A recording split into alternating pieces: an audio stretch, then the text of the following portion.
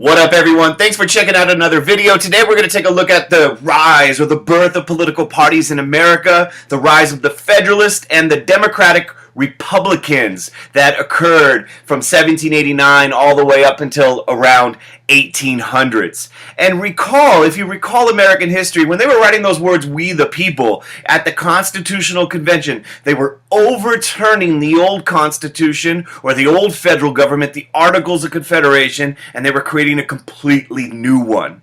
And there was a big debate in this country between the Federalists, who wanted a more powerful federal government, who supported ratification of the Constitution, and those people who were opposed to it. And of course, those are the anti-Federalists. And for a year, they were debating whether or not to ratify. The anti-Federalists preferred the Articles of Confederation. They wanted a smaller, a weaker central government.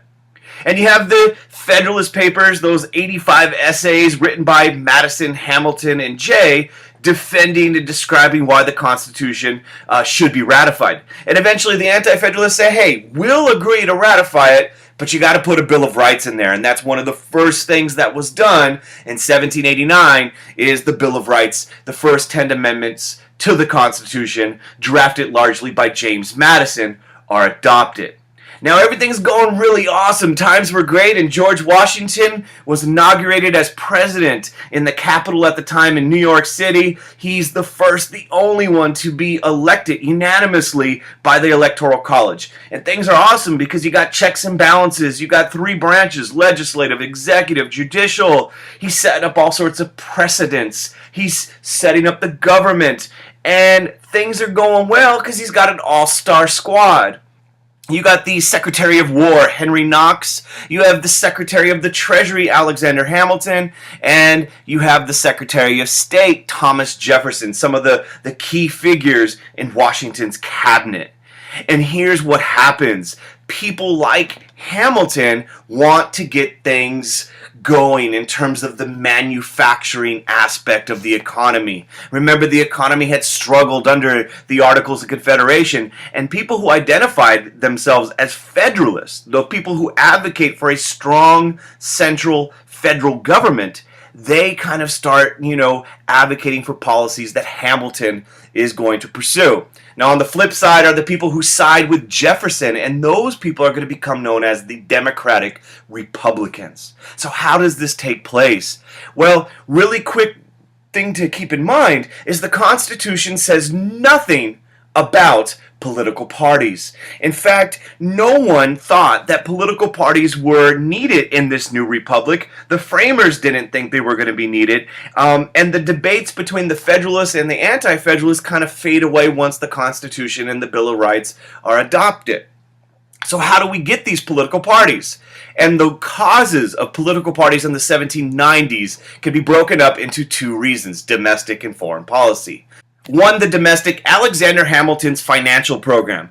Hamilton wants the economy to stabilize. He wants to deal with the financial difficulties of the young nation, and he does this by a couple of things that cause division. One is the assumption plan. He wants to pay off the national debt. He wants the federal government to take over the state debt, and that causes division between Hamilton's people and people who more closely ally themselves with Jefferson. And eventually they sort that out by moving the capital by the Potomac River in what is today Washington, D.C.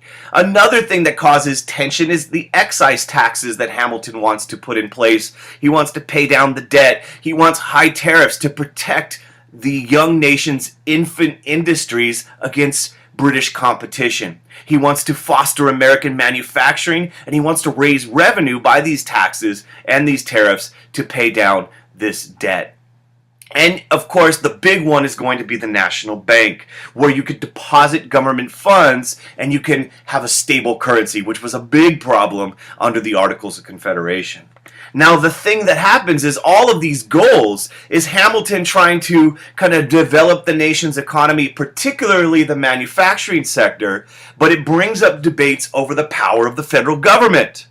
And in particular, the issue of interpreting the Constitution. You have the Federalists who are going to believe in a loose interpretation or a broad interpretation of the Constitution, and Jefferson and the Democratic Republicans are going to be strict interpreters of the Constitution. And the bank issue shows that. The other aspect that causes division in the 1790s is foreign policy issues. You know, in 1789, France has the start of the French Revolution. And at first, a lot of Americans were supportive of this revolution. France is becoming a republic. They had helped us during the American Revolution with the Battle of Saratoga. But then it becomes radical, and people's heads are getting cut off at the guillotine. The king and the queen's heads are chopped off, and then France goes to war with the rest of Europe's monarchs. And there's a division over whether or not we should get involved. And the Federalists, under George Washington and Alexander Hamilton, say no thank you. In fact, Washington issues a proclamation of neutrality, where we say we're going to stay out of this. We're not down with this war. And of course, you have people like Citizen Genet coming over and trying to get Americans to support, and that causes problems. And then there's the problem with the British. You know, the Treaty of Paris of 1783 did not solve everything, and the British had forts on American soil. They were trading guns to the Native Americans, and they were impressing American sailors out in the ocean. And when Jay's Treaty is negotiated in 1794, the Jeffersonians are outraged that it really doesn't address all the problems that England was causing us. And so the two political parties are debating the role of the U.S. in international affairs.